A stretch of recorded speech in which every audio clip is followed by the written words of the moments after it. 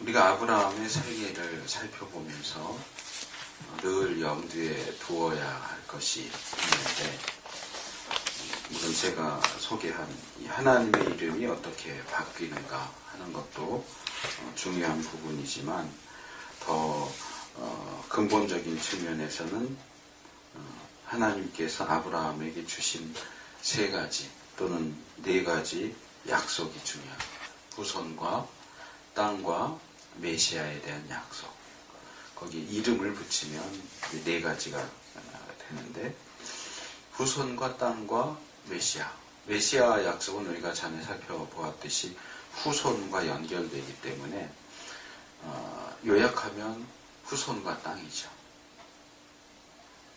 아브라함 이야기에 나오는 모든이라고 말하기는 어렵겠지만 대부분의 이야기는 아브라함의 자손에 대한 관련된 것이고 또는 땅과 관련된 것이다, 이렇게 생각을 하고 아브라함의 생애에서 일어나는 일들이 그 일들을 통해서 후손에 대한 약속은 어떻게 될 것인가, 땅에 대한 약속은 어떻게 될 것인가, 이렇게 그런 기준을 가지고 아브라함의 생애를 살펴보면 많은 유익이 되리라 생각이 됩니다.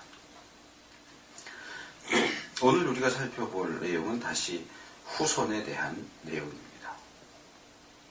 우리가 처음 살펴본 애굽으로 내려갔던 얘기는 후손에 대한 얘기였고, 그 다음에 두 주 전에 살펴봤던 롯과 헤어지는 얘기는 땅에 대한 얘기였고, 오늘은 다시 후손에 대한 이야기로 돌아옵니다.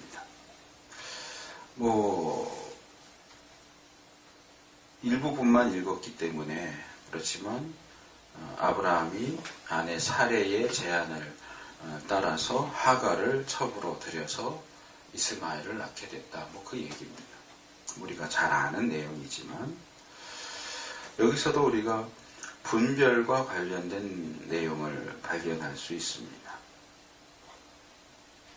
그래서 본문으로 들어가기 전에 한 가지 이것과 관련된 내용을 좀 말씀을 드리려고 하는데, 사실 그 주제가 성경과 관련 좀 어울리는 것 같지 않아 보이기는 하지만, 또 생각하기에 따라서는 우리가 성경과 우리의 삶을 연결시킬 수 있는 하나의 고리가 될 수 있겠다 생각이 듭니다. 저만 그런 건 아닐 테고요.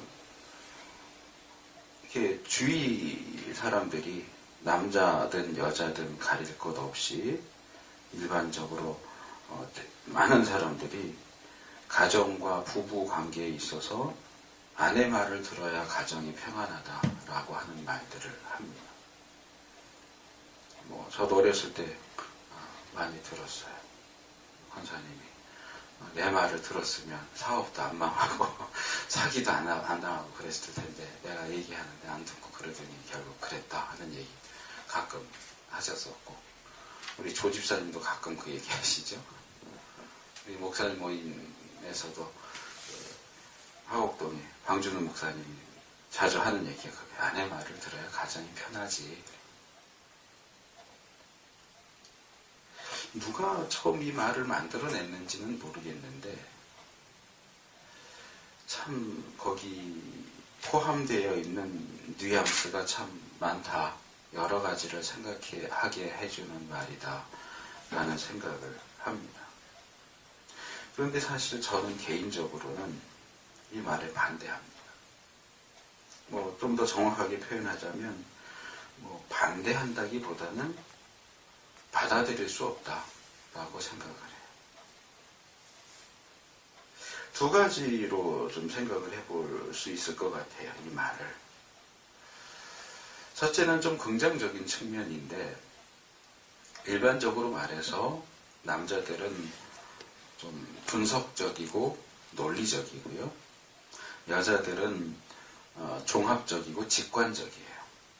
그러다 보니까 때로는 남자들이 막 분석하고 논리적으로 어떻게 그것을 판단하려고 하면서도 결론을 내리지 못하는 어떤 문제에 있어서 여자들은 분석도 안 하고 논리적으로 생각도 안 하지만 그냥 직관적으로 그거는 하면 좋겠다, 또는 그거는 안 될 것 같아, 그 사람은 괜찮은 사람이야, 그 사람은 가까이 하면 안 될 것 같아 라고 그냥 직관적으로 근거도 없이 그냥 얘기를 툭 던지는데, 많은 경우 남자들이 오랜 시간 분석하고 논리적으로 판단해서 내린 결론보다 더 정확할 때가 있어요. 그건 하나님이 그렇게 만드신 것 같아요. 남자로서는 따라갈 수 없는 능력이죠. 물론 남자 중에도 직관적인 게 강한 사람이 있고 여자 중에도 분석적인 게 강한 사람이 있지만 일반적으로 놓고 볼 때는 그래요. 그래서 그 부분에 있어서 아니야 라고 말하고 싶지는 않아요. 그거는 인정해요. 그런데 이것을 원칙으로 삼아서 남자의 분석과 논리는 필요하지 않아, 그거는 다 틀려, 쓸데없는 거야. 그냥 여자의 직감만 믿고 따라와, 여자의 직감만 믿고 따라오면 돼 라고 그것을 원리 삼아서 주장한다면 그 주장은 받아들일 수 없다는 얘기입니다. 그렇다면 여자의 직감은 항상 옳을까요? 남자의 분석과 논리는 쓸데없는 짓일까요? 저는 그렇다고 생각하지 않아요. 또 하나, 이 아내의 말을 들어야 가정이 평안하다라고 하는 말은 뒤집어서 말하면 남편이 아내의 말을 듣지 않으면 가정에서 평안하지 않다, 가정이 평안하지 않다는 얘기죠.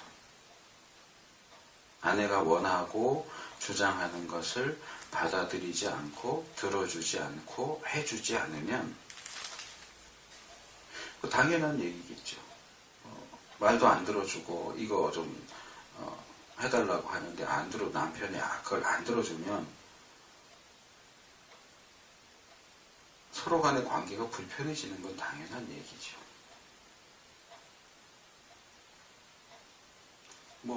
반대로 얘기할 때 이것도 하나의 경고처럼 얘기되는 거지만, 남편이 아내에게 뭔가 잘해주면 밥상에 반찬이 달라진다 하는 얘기들도 많이 하잖아요. 가정이 평안하다의 한 예가 그거죠. 반찬이 좋아진다.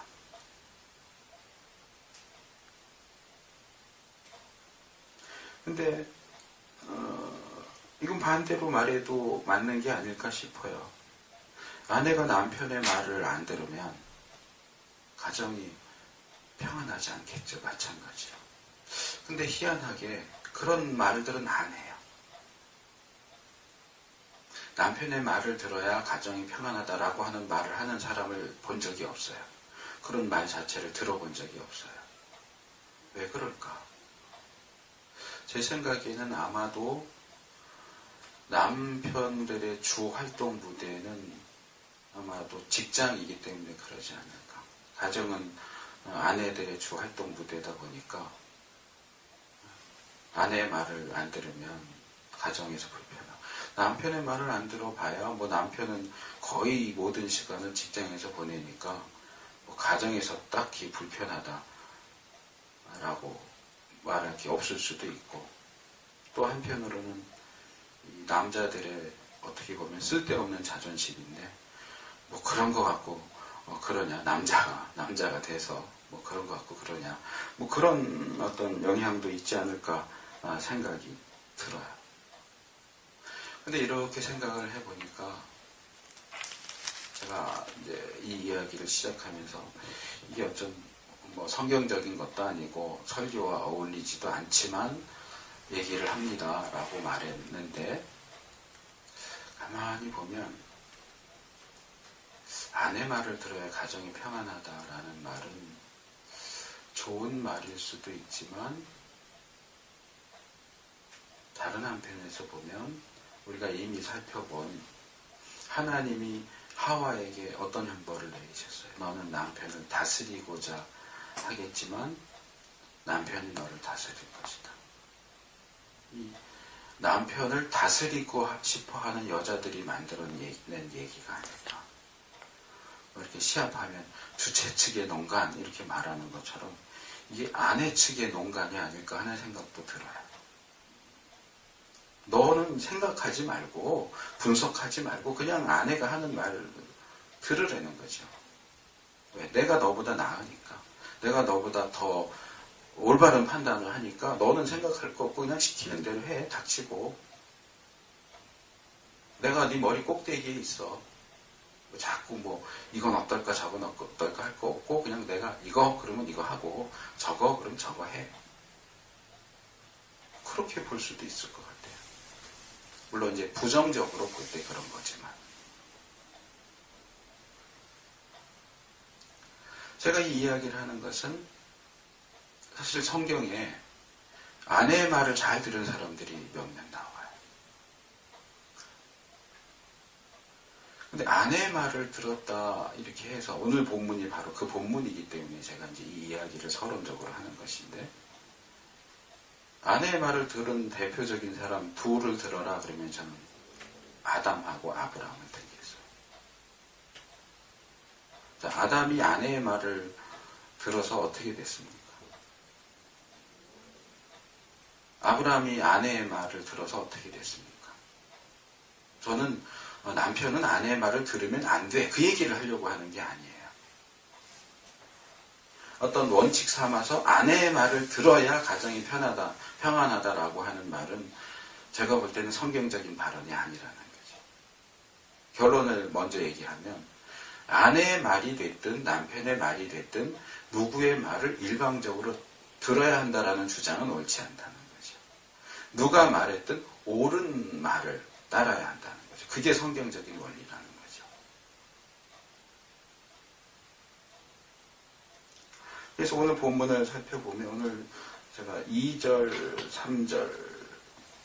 3절을 중점적으로 살펴보고 나머지 부분은 좀 간략하게 넘어갈 건데 저기 1절을 보니까 아브라함의 아내 사례를 소개를 하고 있어요. 진아야, 진경이 나오라 그래라.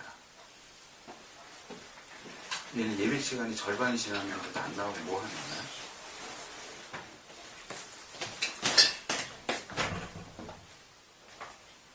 뭐 하냐 너?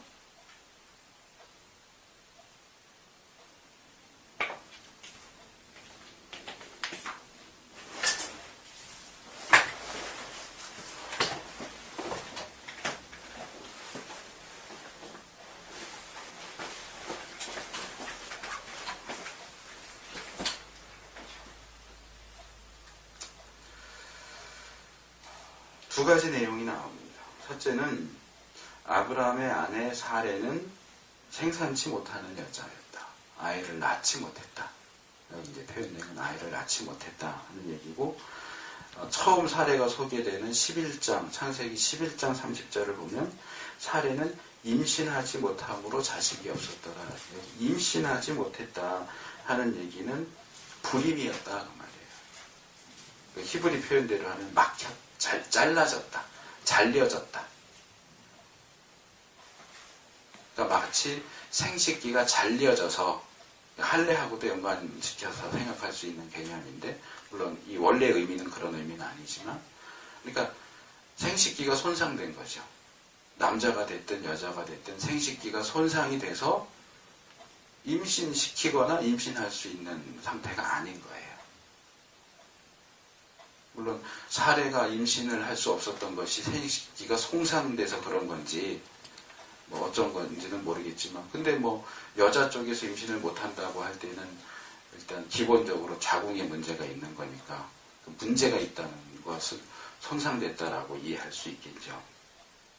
그래서 어쨌든 사례는 임신이 불가능한 몸이었고 그러니까 당연히 아이를 낳을 수가 없죠. 임신이 안 되는데 어떻게 아이를 낳겠어요. 둘째는 그런데 그 사례에게는 하갈이라고 하는 이름의 애굽 사람 여종이 있었다 하는 거죠. 아마 이 하갈은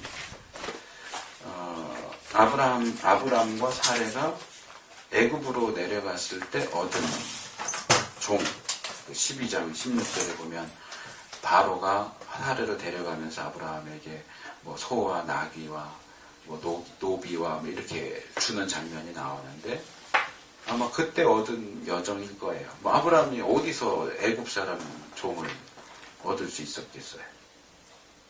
그러니까 그때 얻은 여종, 남종도 있고 여종도 있었을 텐데 그 중에 여종이 있었는데 하갈이라는 여자가 있었다 하는 거죠. 그래서 사레는 불임이었다. 그리고 사레의 여종으로 하갈이라는 애굽 여자가 있었다 하는 이 두 가지 사실이 이어지는 상황을 진행시키는 주요 요소가 된다고 하는 거죠. 그리고 그런 상황 속에서 이제 2절로 넘어오면 사레가 아브라함에게 이제 우리 성경이 그냥 이르되 이렇게 되어 있지만 내용상으로는 사레가 아브라함에게 제안을 하는 거예요. 우리 이렇게 합시다. 여기 이제 뭐 다 제안인 것은 아니지만 2절을 보면 이 사레가 아브라함에게 하는 이야기가 세 부분으로 나눠서 볼 수 있어요. 근데 그 첫 번째는 이거예요. 여호와께서 나의 생산을 허락지 아니하셨다. 1절에 나오는 내용을 다시 가져오는 거죠. 사레는 생산치 못하였고.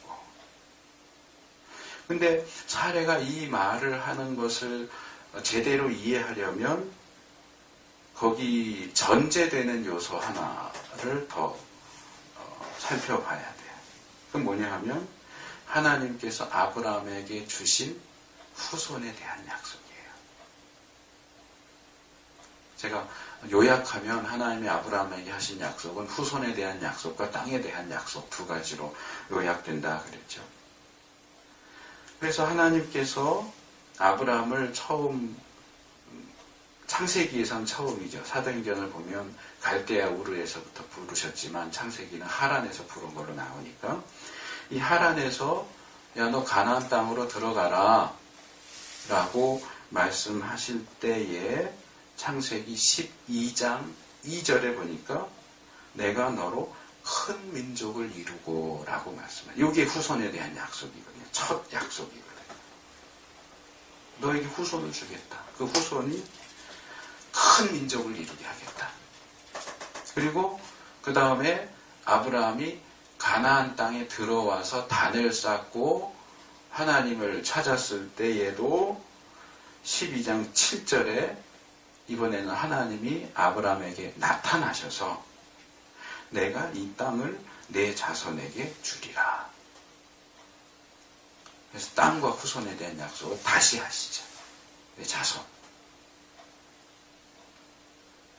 그 다음에 우리가 지난번에 살펴본 이때가 12장 4절에 의하면 아브라함이 가나안 땅에 들어온 초기고 그때 아브라함의 나이가 75세였어요. 그러니까 지난번 애국에서 살펴본 것처럼 사레는 아브라함보다 10살 정도 아래였다고 보니까 65세인 거죠. 아브라함이 75세, 사레가 65세였을 때 하나님이 두 번에 걸쳐서 후손에 대한 약속을 말씀을 하셨고요.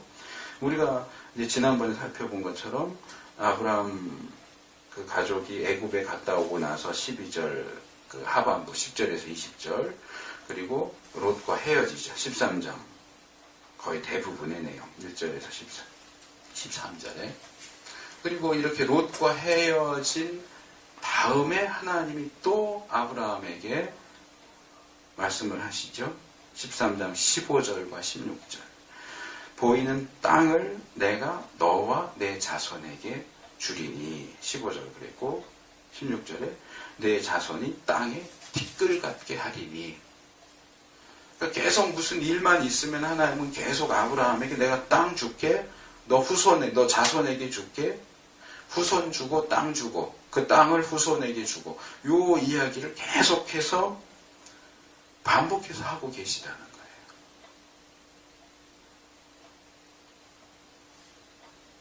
또 14장으로 넘어오면 이 그돌라오멜 연합군과 소돔 연합군이 이렇게 싸워서 롯의 가족이 다 잡혀갔을 때 이 아담이 쫓아가서 구해오잖아요. 그게 13장 내용이고,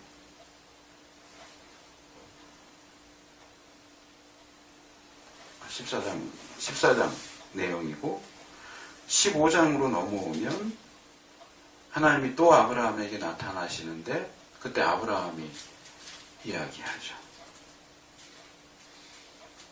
뭐라고요? 나에게 아직 자식이 없습니다. 하나님이 내가 하란에서 떠날 때부터 계속 자식, 후손, 일단 아들을 낳아야 그 다음에 후손이 나올 거 아니에요. 자식부터 일단 아들부터 낳아야 되는데 나는 아직도 아들이 없습니다.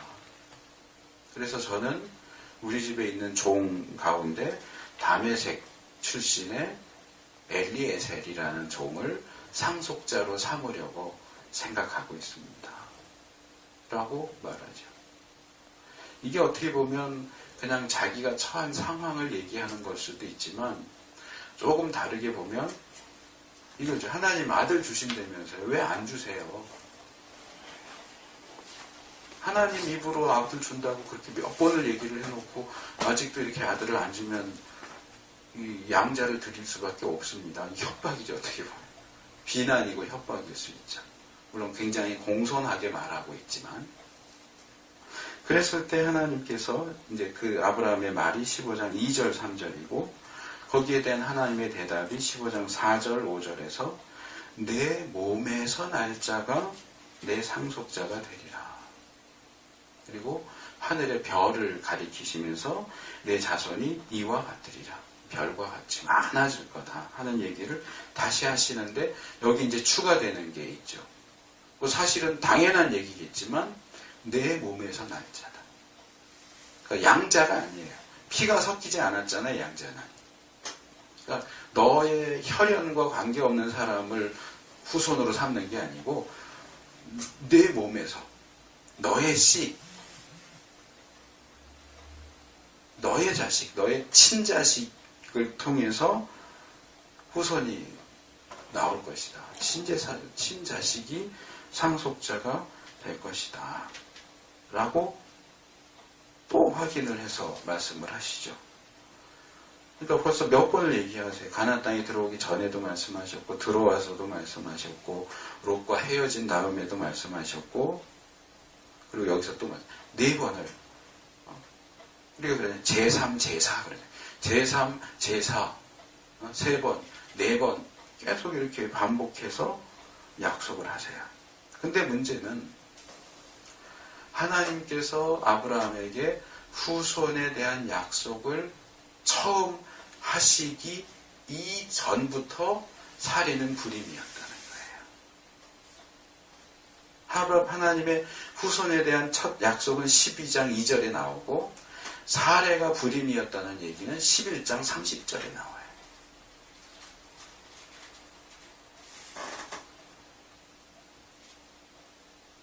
그러니까 생각을 해보세요. 원래 사례는 임신이 안 되는 여자예요. 그래서 가나안에 들어올 때 아브라함이 75세고 사례가 65세 정도였는데 그때가 될 때까지도 아브라함과 사례 사이에는 자식이 없었어요. 근데 70살 먹은 노인한테 하나님은 너 자식 낳을 거야. 아들 낳을 거야. 그리고 너의 후손이 큰 민족이 될 거야. 라고 말씀을 하세요.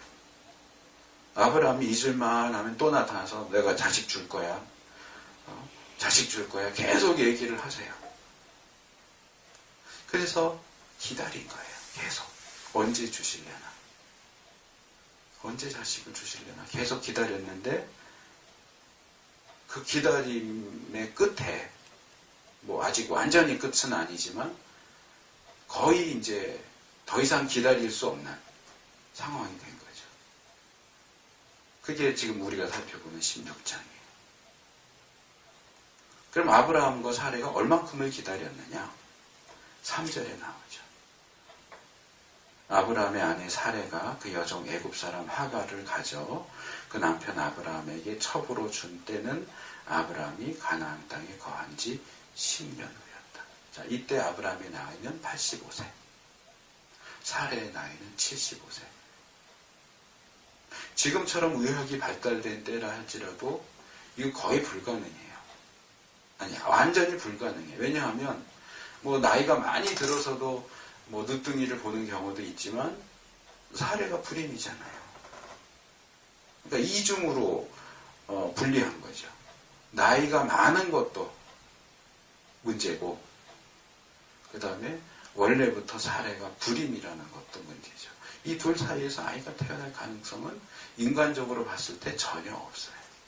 그래도 하나님이 말씀하셨으니까 뭐 혹시라도 노아도 뭐 500세에 낳았으니까 혹시라도 낫지 않을까 하고 10년을 기다렸는데 아무런 기미가 안 보여요. 그 상황에서 이제 다시 본문으로 돌아오면 사례가 말하는 거죠. 여호와께서 나의 생산을 허락하지 않으셨다. 하나님이 나를 통해서 아들을 주시는 건 아닌 것 같다. 난 원래도 불임인데다가 이제 나이가 75세인데 어떻게 애를 낳겠냐. 이제 노아까지는 그래도 홍수 이전이니까 또 좀 달랐지만 홍수 이후에는 인간의 수명도 급격히 줄고 이랬기 때문에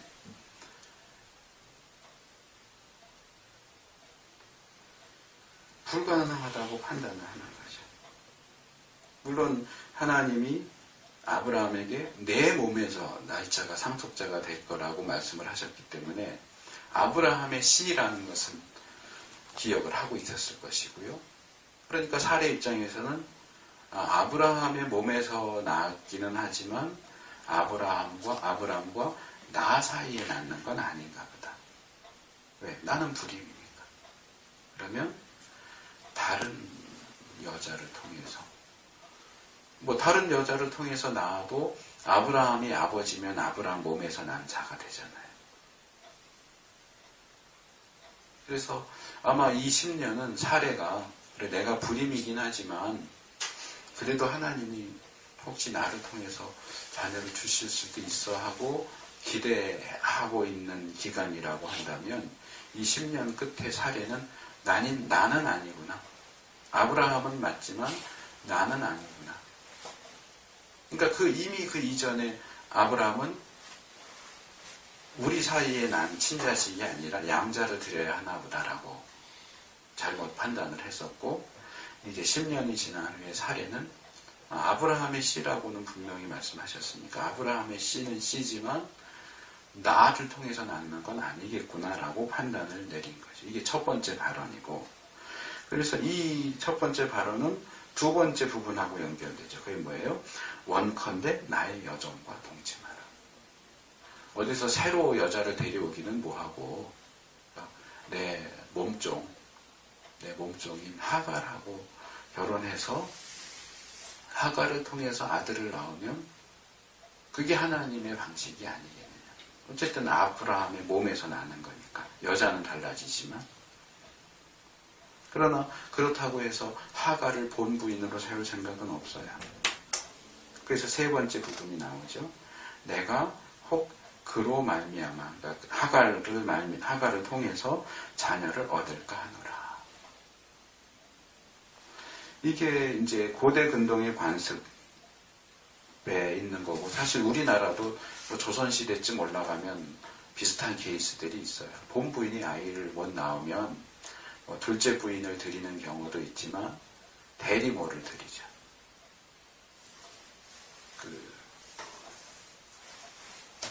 그 용어가 있는데 갑자기 생각이 안 나네. 그러니까 여자를 들여서 아이를 낳고 그 여자는 내보내고 아이를 본부인이 낳은 것처럼 해갖고 키우는 그런 거 뭐 영화도 많이 나오고 드라마도 많이 나오잖아요. 지금으로 말하면 대리모죠. 대리모. 아이를 낳아주기만 하는 여자. 그래서 지금 사례는 하갈을 대리모로 세울 생각을 하고 있는 거예요. 물론 이제 3절에 보면 첩으로 줬다 이렇게 나오기는 하죠. 그러니까 애만 낳고 쫓아내는 게 아니고 애를 낳지만 그러니까 입양하는 거죠, 말하자면. 여주인이 있고 여종이 있을 때 여종이 여주인의 남편 사이에서 아이를 낳고 그 아이를 여주인의 본부인의 자식으로 삼는 거죠. 하갈의 자식으로 키울 생각은 없어요. 근데 사례가 불임이니까 하갈을 통해서 아이를 얻어서 자기 자식으로 키우겠다. 이게 사례의 계획이에요. 제안이에요. 여기서 사례는 하갈을 애 낳는 도구로 취급하는 거죠. 흔히 여자가 더 여자를 깔보고 그런다 그런 얘기가 있지만 이건 이제 또 다른 이슈지만 이제 노예제도 하에서 이제 가능한 거고 지금은 이렇게 하면 안 되겠죠, 그렇죠? 어쨌든 그건 다른 주제니까. 그리고 이런 사례의 제안 끝에 이제 오늘 설교 제목으로 삼은 아브라함이 사례의 말을 들으니라. 아브라함은 싫다 좋다 없어요. 그냥 아내가 말하니까 그냥 아내 말을 들은 거예요. 왜? 가정이 평안하려고? 모르겠어요. 그때도 그런 말이 있었는지 모르겠는데 그냥 사례가 제안을 하니까 아브라함은 어떤 반론도 하지 않고 그래도 어떻게 그렇게 안 돼, 싫어, 하지 않고 그냥 아내가 말하니까 들었어요. 참 좋은 남편이죠. 아내의 말을 그냥 그대로 다 들으니까. 근데 물어보겠어요. 아브라함이 아내 사례의 말을 들은 게 잘한 일일까요? 그래서 아브라함의 가정이 평안한가요? 평안해졌나요? 사례의 판단이 옳은 건가요?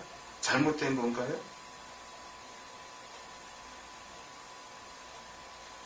자, 그 다음 부분은 조금 간략하게 넘어가요. 자, 아브라함은 하갈과 동침했고 하갈은 곧 잉태했습니다. 여기까지는 사례가 계획한 대로 일이 진행됐어요. 근데 그 다음이 문제죠.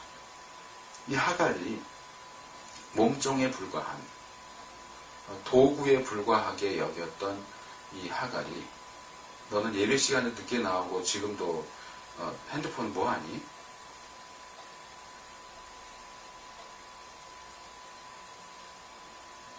핸드폰 치워.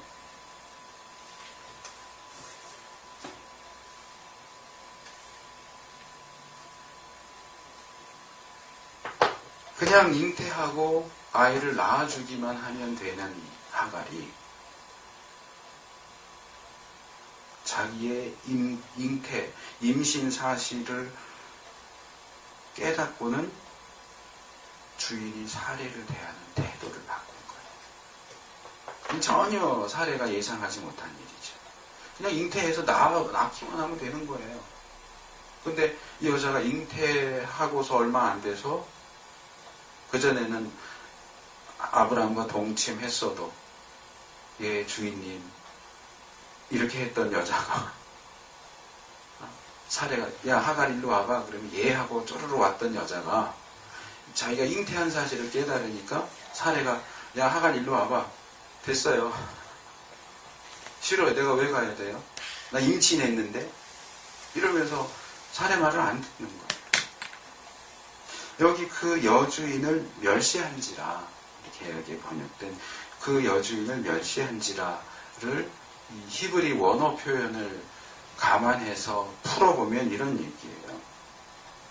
임신하게 된 하갈의 눈에 그녀의 여주인이 가볍게 보잘것없게 비춰졌다 그 말이에요. 이거죠.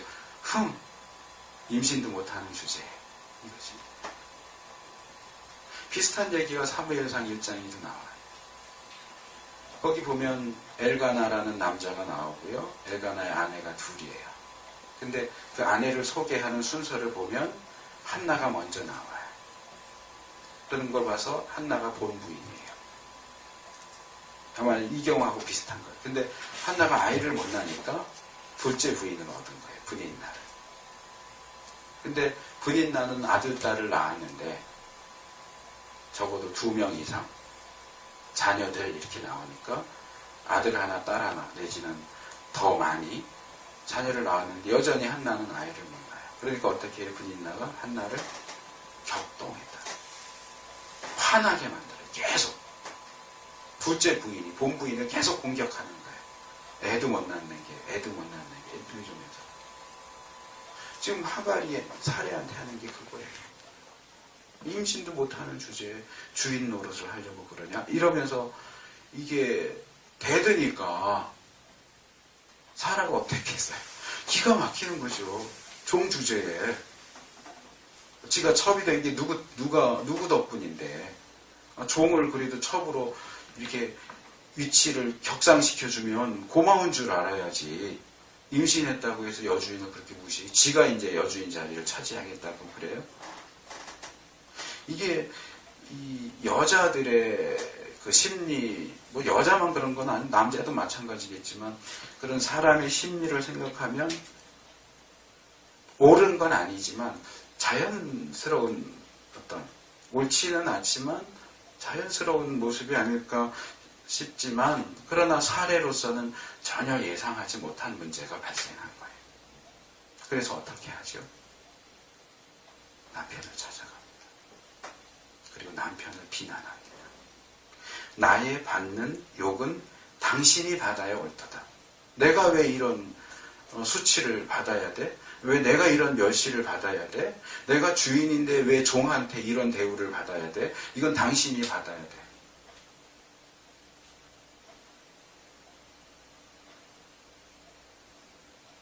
왜요? 왜 그 모욕을 남편이 받아야 된다고 얘기할까요?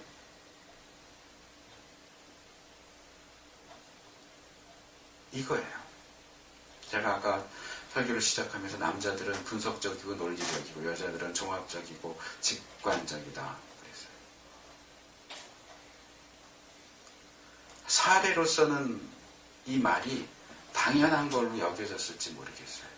내가 이런 수치를 당해야 돼? 당신이 당해야지. 근데 논리적으로 보면요. 이건 말이 안 되는 얘기예요. 자, 문제의 원인이 어디 있어요? 아브라함이 불임이에요? 사례가 자기가 불임이잖아요. 아브라함이 먼저 첩 얻겠다 그랬어요? 사례가 먼저 얻으라 그랬잖아요. 아브라함은 사례가 하자는 대로 한 것밖에 없어요. 근데 와가지고 이거는 당신 때문이야. 당신이 욕 먹어야 돼. 내가 먹을 게 아니고 내가 먹은 욕은 당신이 다 먹어야 돼. 이게 말이 돼요? 감정적으로는 뭐 화났으니까 그럴 수 있다고 쳐요. 근데 사실은 논리적으로 보면 이건 전혀 말이 안 되는 거예요. 아브라함이 불임인 것도 아니고 아브라함이 첩드리겠다고 그런 것도 아니고 사례가 불임이고 자기가 첩드리라고 해놓고 모든 책임을 아브라함한테 돌리는 거예요. 내가 나의 여종을 당신의 품에 두었거늘 그가 자기의 잉태함을 깨닫고 나를 멸시하니 당신과 나 사이에 여호와께서 판단하시기를 원하노라. 이게 이제 우리 개혁은 종종 판단이라고 번역을 하지만 이 판단은 사실은 재판한다 그런 뜻이에요. 지금 나 당신한테 소송 걸겠어 그 얘기예요. 내가 당신한테 첩 드려줬는데 그 첩이 나를 이렇게 무시하고 멸시하니까 이건 당신 책임이야. 하나님이 당신과 나 사이에 누가 잘했는지 못했는지 하나님이 재판해 주시기를 난 소송 걸겠어 그 얘기. 물론 사라 입장에서는 아브라함이 잘못했다 이거죠.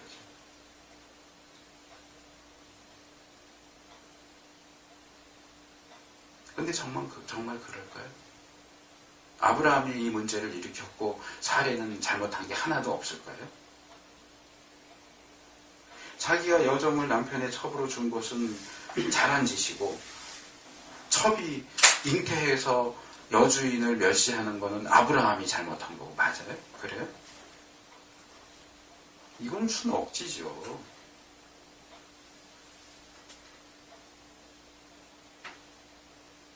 물론 뭐 추측해보면 이런 가능성도 있겠죠.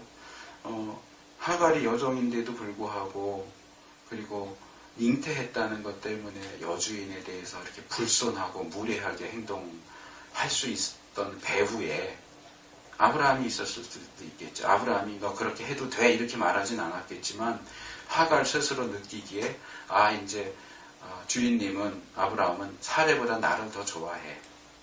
나를 더 아껴. 뭐 이런 어떤 판단이 배후에 있었을 수도 있죠. 그러니까 사례가 당신이 그런 빌미를 줬기 때문에 하갈이 그런 생각을 하게 된 거 아니냐. 이렇게 비난하는 것일 수 있겠지만 그건 추측이고요. 본문에는 그런 게 안 나오잖아요.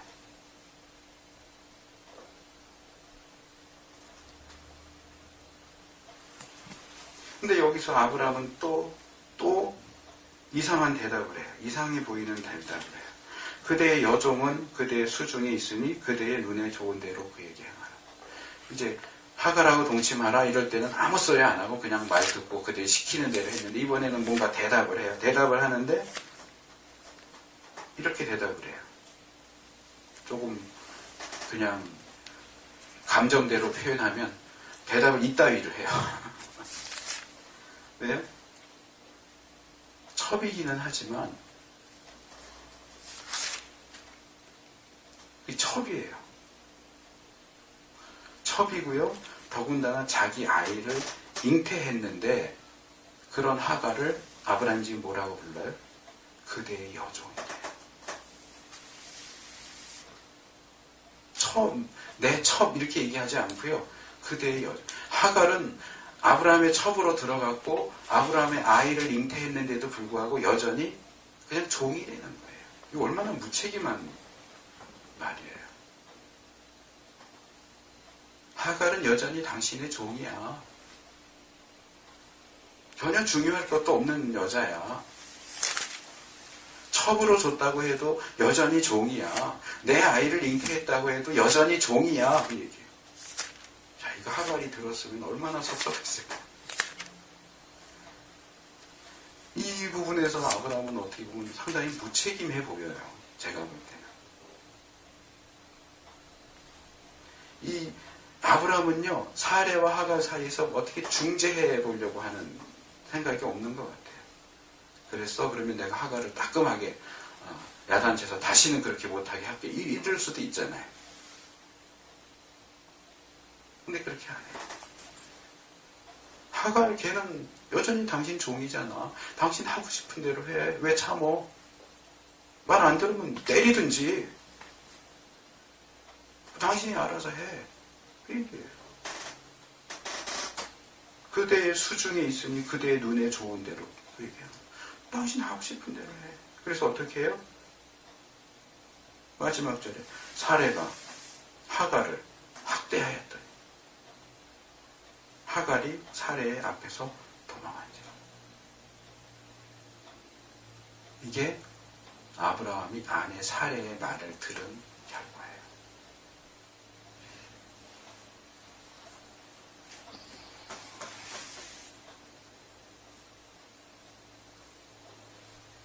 이 사건에서 아브라함은 철저하게 방관자 내지는 공처가의 모습으로 나타납니다. 아브라함은요, 아내가 뭘 얘기하든지 그냥 예스 하는 예스맨이에요. 적어도 이 본문에서는, 이 사건에서는 하갈을 취하라고 해도 예스, 하갈을 내쫓겠다 그래도 예스. 무슨 남자가 이래요? 남편인데 아내의 말을 감히 거역하지 못해요. 그래서 그가 이렇게 철저하게 아내의 말을 들은 결과 아브라함의 가정은 평안해진 게 아니고 쑥대밭이 됐죠. 이 본문은 뭐 이것만 절대적이라고 말할 수는 없어요. 그러나 적어도 이 본문에 나오는 사건은 남편이 아내의 말을 무조건 들을 때에 어떤 비극적인 상황에 빠지게 되는가를 보여줘요. 물론 제가 앞에서도 지적한 것처럼 그렇기 때문에 남편은 절대로 아내의 말을 들으면 안 돼. 그 얘기를 하려고 하는 게 아니에요. 사실 이렇게 본문을 보니까 더 놀랍게 보이는 게 창세기 21장으로 가면 이제 사례가 그때 이제 사라죠. 사라가 이삭을 낳고 돌잔치 하는데 이스마엘이 하갈하고 이렇게 노는 모습을 희롱함에 그랬지만 이 단어는 꼭 괴롭혔다는 의미만 있는 건 아니에요. 그냥 같이 놀았다 그런 의미도 있거든요. 같이 노는 걸 보고 상속자는 이삭 하나로 충분해. 이스마엘 내보내. 하갈도 내보내. 이렇게 주장한다고요. 그래서 아브라함이 막 정말 심하게 고민을 하는데 하나님께서 아브라함에게 사라가 내게 이른 말을 다 들으라. 여기서는 또 아내의 말을 들으라고 그러세요. 21장 12절에. 하나님이 좀 꽁하는 분이면 야, 너 지난번에도 네 아내 말 들었다가 망했잖아. 이럴 수 있을 것 같은데 하나님은 그러지 않으세요. 이번엔 아내 말을 들으라고 그래요. 왜요? 아내 말이 옳거든요. 이게 핵심이에요. 남편이 아내의 말을 들어야 하느냐, 아내가 남편의 말을 들어야 하느냐, 이게 중요한 게 아니고요. 누구의 말이 옳으냐는 거예요. 그걸 분별해야 돼요. 남편의 말이 됐든 아내의 말이 됐든 그 말이 옳으면 듣고 틀리면 듣지 말아야 돼요. 무조건 남편 말은 무조건 들어야 돼. 아내 말은 무조건 들어야 돼. 아니요. 그렇지 않다고요. 아브라함이 이걸 잘 분별했으면 아내가 하는 말이지만 아니야, 그래도 아니야. 기다려봐. 좀 더 기다려보자. 이래야 하는 거죠. 아내가 하갈하고 잉태하라고 그런다고 좋다고 동침하라고 그런다고 좋다고 들어가고 그러면 안 되는 거죠. 근데 사례도 판단을 잘못했고 아브라함도 판단을 잘못한 거예요. 그래서 이제 그 다음으로 넘어가면 하나님이 너와 사례 사이에 아이가 날 거라고 아예 딱 집어서 말씀을 하시죠. 딴 생각 못하도록. 그래서 우리가 말씀을 볼 때도 그렇고요. 일상적인 삶 속에서도 누가 누구의 말을 들어야 하느냐라고 할 때 중요한 기준은 어떤 위치나 입장이나 그게 아니고 그 말이 옳으냐, 그러냐, 그 말이 하나님의 뜻과 합하냐, 그렇지 못하냐가 기준이 되어야지. 다른 것을 기준으로 삼으면 이 아브라함처럼 낭패를 볼 수 있다. 후손에 있어서 후손 문제에 있어서 문제가 되잖아요. 실제로. 우리가 우리 삶 속에서 이런 부분들까지도 잘 분별해서 내 말을 들어라고 할 게 아니고 나 스스로 내가 하는 말이 옳은가, 내가 옳은 판단을 하고 있는가, 옳은 제안을 하고 있는가, 옳은 말을 하고 있는가. 듣는 입장에서도 상대방이 누구든지 간에 세계적으로 이름난 유명한 목사님이 하는 얘기라고 다 옳은 게 아니거든요. 제가 후배들하고 학교에서 책을 같이 읽다 보니까 세계적인 학자라고 해서 항상 옳은 말만 하는 게 아니에요. 명백하게 틀린 말도 종종 하더라고요. 맹신하면 안 돼요. 말하는 사람 입장에서도 듣는 사람 입장에서도 늘 그것을 분별하려고 하고 늘 그것이 하나님 말씀과 합하는가 생각하면서 행동해야 합니다. 이 같이 합심해서 오늘 말씀을 기억하시고 우리의 기준이 남편이냐 아니냐가 아니고 또 누가 말했느냐가 아니고 그 말이 옳으냐, 그 말이 하나님의 말씀과 합하느냐, 그것이 기준이 되어야 우리가 그렇게 생각하고 판단하고 행동할 수 있도록 해달라고 함께 합심해서 기도하겠습니다.